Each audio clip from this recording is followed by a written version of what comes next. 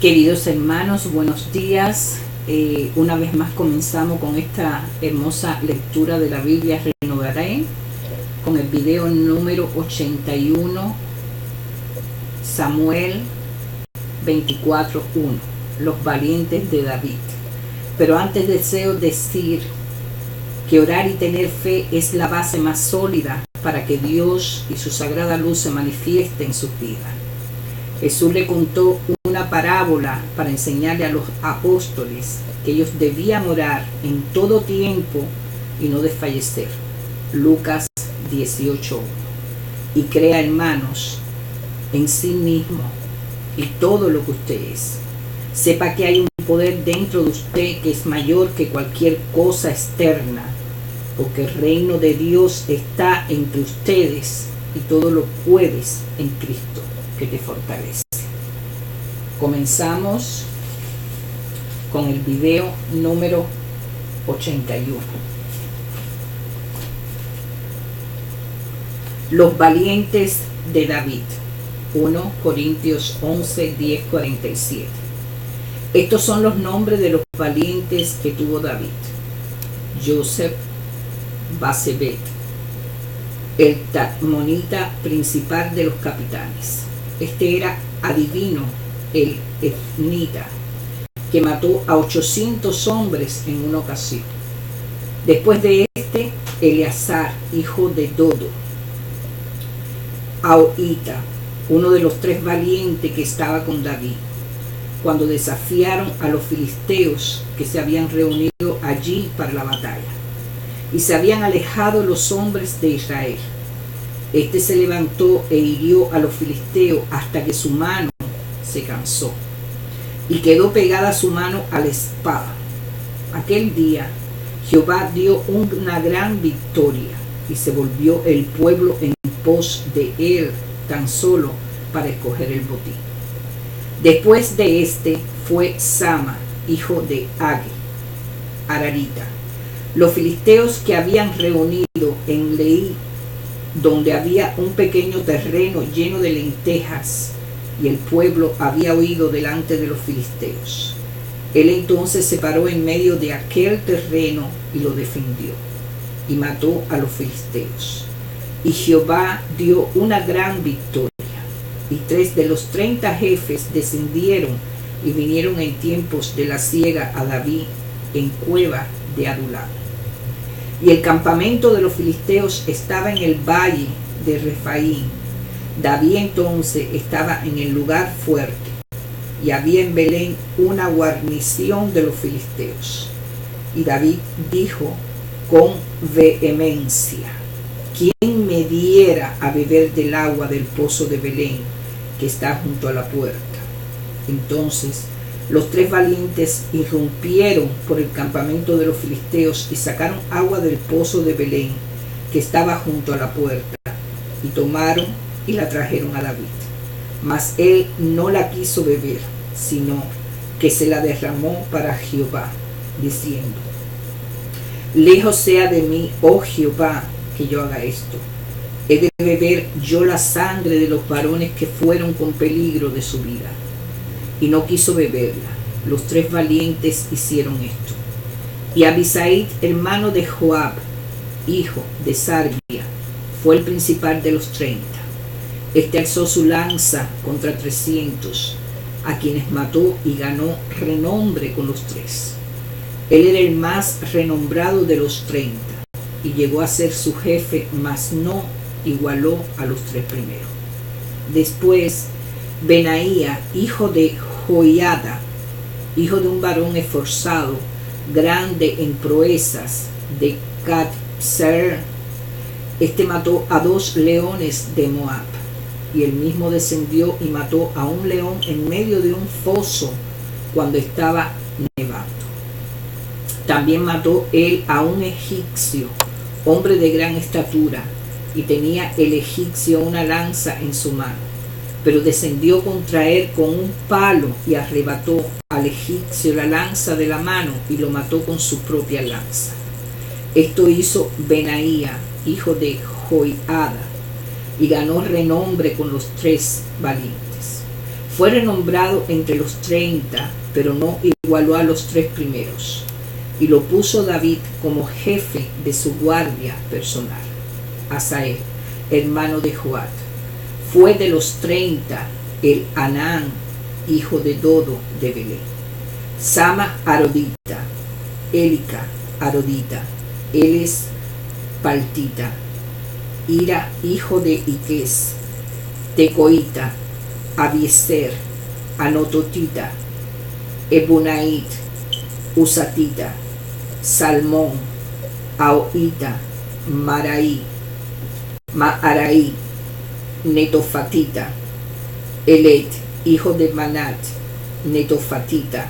Itait, hijo de Ribait, de Gabad, de los judíos de Benjamín.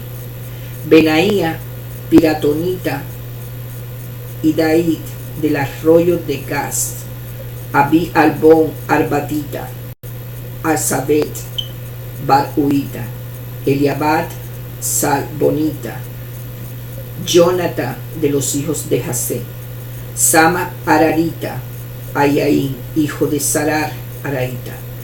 Elifelet, hijo de Asbait, hijo de Maca. Elián, hijo de Aitofer, Gilonita. Efzarín, Carmelita. Parais, Arbita, igual hijo de Natán, de Soba. Banigadita, Selet, Amonita. Naarai, Berotita, escudero Joab, hijo de Sarbia. Iraitrita, Garet, Itrita, Urias, Eteos, 37 por todos. David censa al pueblo. 1 Corintios 21, 1, 27, 24. Volvió a encenderse la ira de Jehová contra Israel, e incitó David contra ellos a que dijese: ves, ves,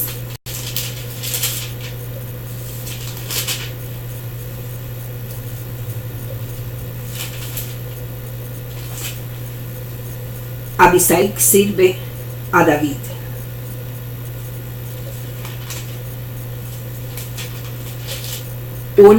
Reyes 1 y 2. Reyes con su reflexión teológica sobre la historia de la vida pública de Israel. Son una respuesta para la acuciante pregunta de cómo esta nación, que alguna vez estuvo unida y recibió los grandes dones de libertad y territorio, terminó en el cautiverio y el exilio. Quienes escuchan esta historia y las reflexiones sobre ella eran los mismos exiliados, aquellos que lloraban junto a los ríos de Babilonia.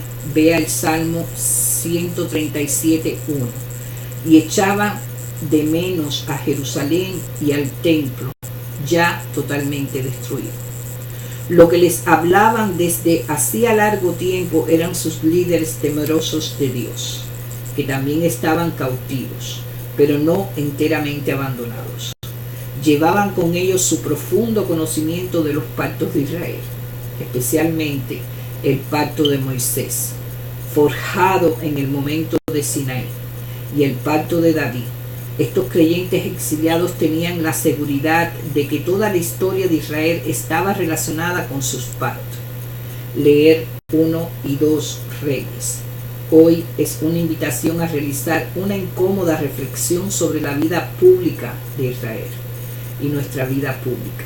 Los teólogos de 1 y 2 Reyes insisten en que la vida pública puede y debe estar de acuerdo con la ley de Dios, y lamentan y se enfurecen al ver que la vida pública, en cambio, se ha convertido en un lugar de concesiones, ya casi rutinarias.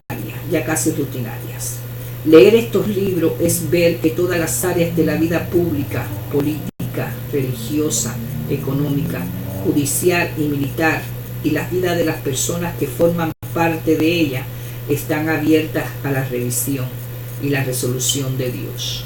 También es darse cuenta que entender las resoluciones de Dios para la vida pública es una tarea absolutamente esencial, aunque con frecuencia nos deja perplejos. Vea también los ensayos sobre la vida con Dios para esta sección de la Biblia, El pueblo de Dios como nación, página 391-396, y El pueblo de Dios en rebelión, página 975-979. Ambientes. El ambiente principal donde se desarrolla 1 y 2 Reyes es la corte real. El texto juega con nuestras habituales suposiciones de que la historia de la vida pública es la historia de los poderosos, especialmente de reyes, reinas madres y supuestos, y no tan supuestos, herederos. Desde el principio, con la historia de la accesión de Salomón al trono, nos encontramos en medio de intrigas, sangrientos complots y consumismo desenfrenado. 1 Reyes 1:4.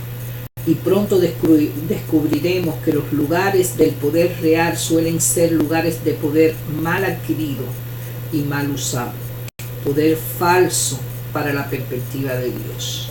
Una medida de la legitimidad del poder de un rey es el edificio que pronto comparte al espacio real. El templo. En 1 y 2 Reyes, el templo es la gran señal de que Dios es el verdadero gobernante de Israel, simbólicamente entronizado en el templo, fielmente presente con Israel. 1 Reyes 8:6, 13, 9:3. Así como Dios está en el pueblo de Dios, a su vez el templo y su uso se convierte en una señal del grado en el cual los reyes y el pueblo de Israel son fieles a Dios, su soberano. Una y otra vez 1, 2 Reyes demuestra que los intereses de los que están en la corte real eclipsan al templo y lo que él representa. Los ambientes reales rápidamente se convierten en lugares de fracaso cada vez mayor, a medida que los reyes deciden no establecer su reinado en el poder vivificante de Dios. Lugares de vulnerabilidad y protesta. Historias sorprendentes en lugares improbables interrumpen la casi continua atención a las historias reales en la corte. En 1 y 2 Reyes se descarta de plano la suposición de que la historia solo tiene que ver con cortes y reyes, con ricos y famosos. Viajamos a lugares muy inusuales, un camino en las afueras de Jerusalén, una viña en Jezreel, un asentamiento cerca del río Jordán. En todos estos lugares nos encontramos con aquellos que parecen ser nadie, al menos según el punto de vista de un rey, viudas y huérfanos, bandas de extraños profetas, campesinos. Pero estas son precisamente las personas más afectadas por la realeza. Cuando se produce una hambruna a causa de la necedad de un rey, estas personas son las que se mueren de hambre. 1 Reyes 17:8, 12, 2 Reyes 4:38, 40. Cuando el rey desea sus propiedades, será mejor que acceda a vendérselas. 1 Reyes 21:1, 16. Cuando el rey los convoca y los esclaviza, trabajan para él, les guste o no. 1 Reyes 5:13, 18, 15, 22. 1, 2 Reyes nos llevan a lugares con frecuencia remotos, donde nos encontramos con estas personas vulnerables que nos sugieren que justamente estas personas son una medida clave de la vida pública de una nación y el éxito de su gobierno. El ojo de Dios está sobre estos pajarillos y el oído divino está atento a sus clamores.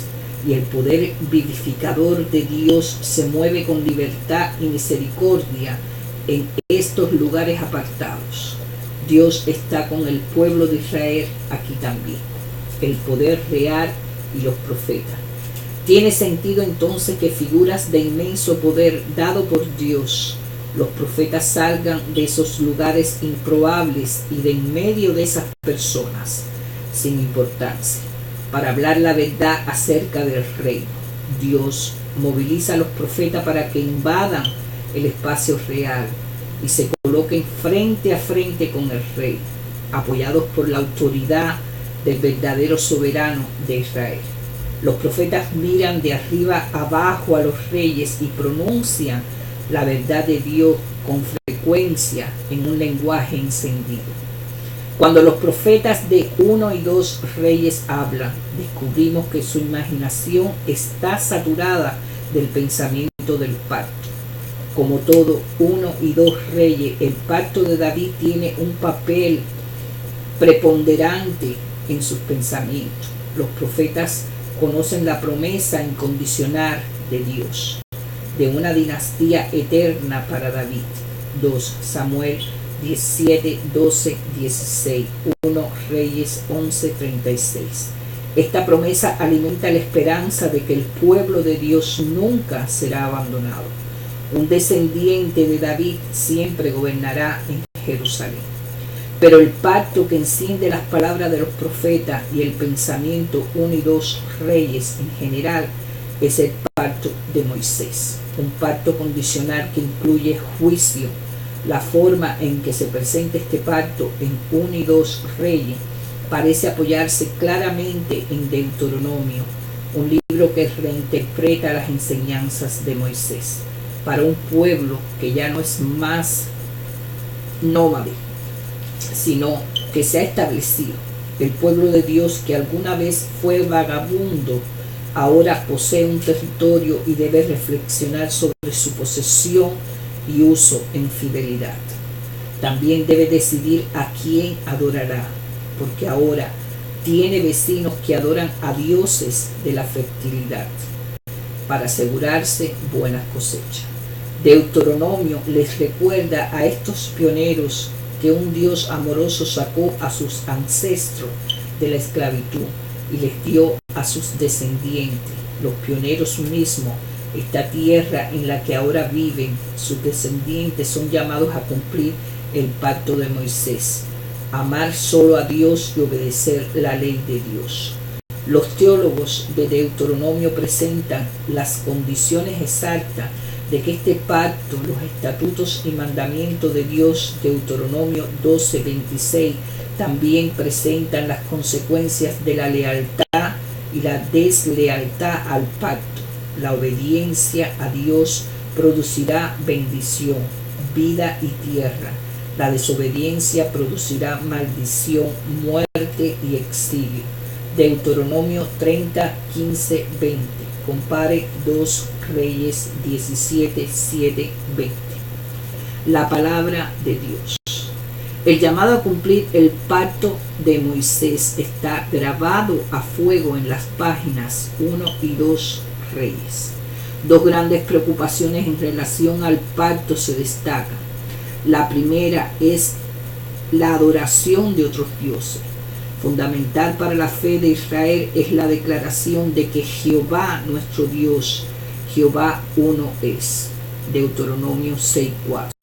Sin embargo, los reyes y el pueblo de 1 y 2 reyes adoran a los dioses de sus vecinos.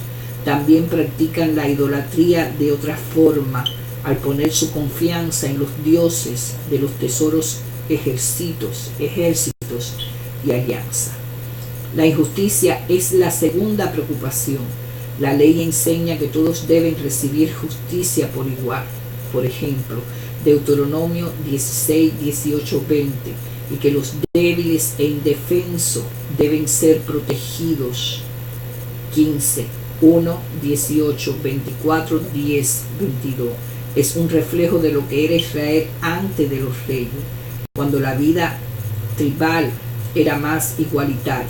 La ley enseña también que los reyes no deben levantar a sí mismos por encima de los demás. 17, 14, 20. Pero los reyes de 1 y 2 reyes amasan gran poder y riqueza y esclavizan a su propio pueblo, roban sus tierras y derraman sangre inocente. Aunque los profetas y teólogos de estos textos bíblicos luchan con la tensión entre el pacto davídico incondicional y el pacto mosaico, que es condicional, una y otra vez vuelven sobre el juicio de Dios. Pero aún en este punto no hay ecuaciones simples. Dan testimonio a Dios gracias de que el juicio divino nunca es rígido. Al ver señales de arrepentimiento y sufrimiento humano, Dios responde con compasión. Segundas oportunidades y postergación del juicio también dan testimonio de la dificultad de discernir e implementar los deseos de Dios en la vida pública de una nación.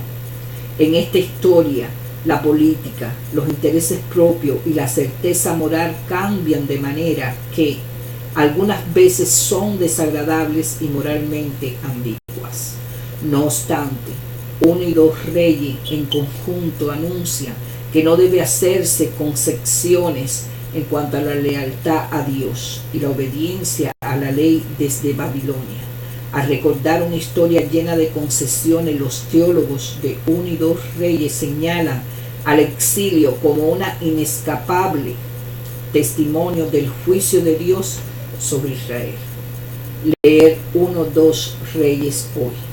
Leer 1-2 Reyes como cristiano en la actualidad es una experiencia muy incómoda. Estos textos afirman con vehemencia que hay un orden moral en la creación de Dios, que Dios tiene una convicción tenaz acerca de la vida de este mundo y que resistirnos a tal convicción nos pone en riesgo.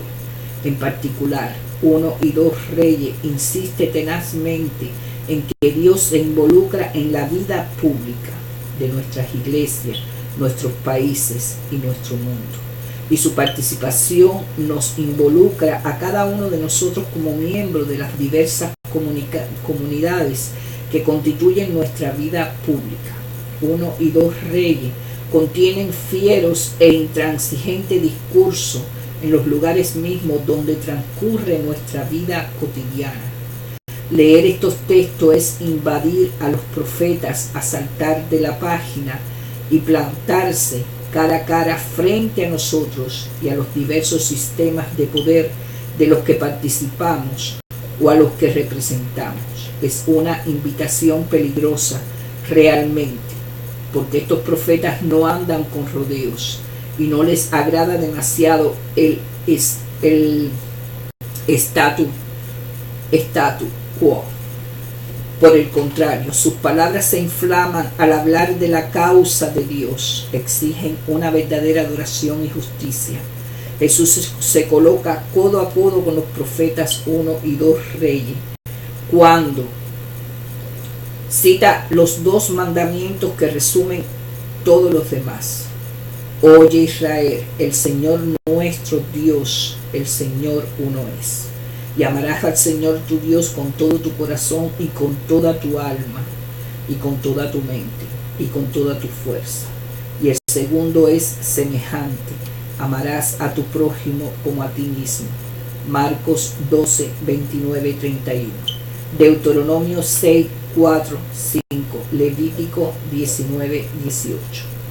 Hoy, como seguidores de Jesús, los cristianos somos llamados a obedecer las palabras de los profetas de 1 y 2 Reyes.